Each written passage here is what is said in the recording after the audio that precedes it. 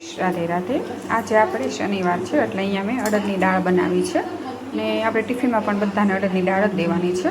ને તમે જોઈ શકો છો થોડુંક મેં કાચું તેલ અને બધો થોડો કાચો મસાલો ઉમેરી દીધો છે અને અહીંયા આપણે હવે ડુંગળીનો વઘાર કરવાનો છે। તેના માટે મેં 2 થી 3 પાવડા તેલ અને રાઈ જીરું પણ ન ઉમેરાય એટલે મેં જીરું એકલું લીધું છે તે ઉમેરી દીધું છે અને થોડી ડુંગળી ઉમેરી દઈશું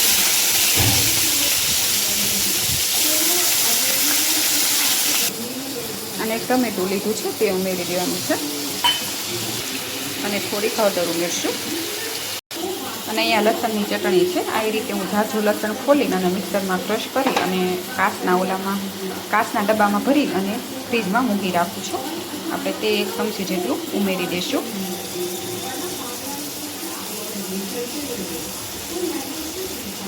એટલે જલ્દી બહુ ઝાઝું કામ હોય અને જો તમારે લસણ ફોલવાનો સમય ન રહે તો તમે આવી રીતે પણ કરી શકો અને સ્વાદ પ્રમાણે મીઠું ઉમેરવાનું છે।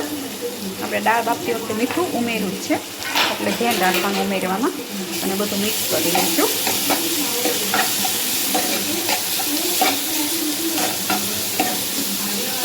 અને અમારા નાના બ્લોગ તમને ગમતા હોય તો તમે લાઈક કરજો, શેર કરજો અને સબસ્ક્રાઈબ કરજો।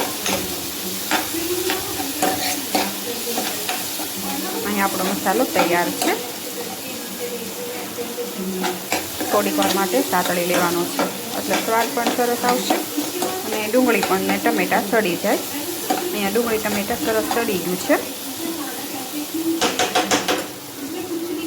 અને અહીંયા દાળ પણ સરસ ઉકળી ગઈ છે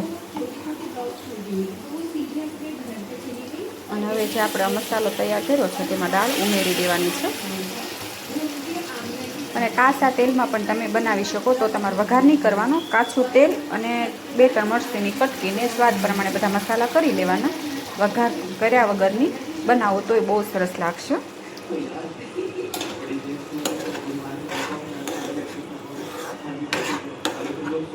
અને અહીંયા મેં આ બધો આપણે મસાલો તૈયાર કર્યો તો આમાં ઉમેરી દીધો છે અને હવે થોડીક વાર માટે ઉકળવા દઈશું।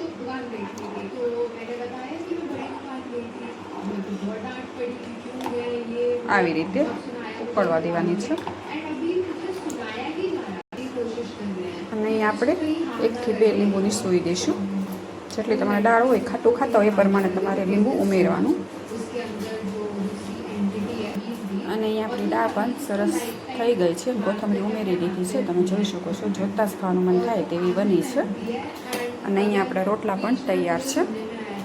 9-10 રોટલા બનાવ્યા છે અને હવે આપણે બધાને જમવા દઈ દેવાનું છે। અને આજની મારી આ રેસીપી તમને ગમી હોય આજની મારી આ ગુજરાતી રેસીપી તમને ગમી હોય અને આ મિની બ્લોગ પણ ગમ્યો હોય તો લાઈક કરજો, શેર કરજો અને સબસ્ક્રાઈબ કરજો।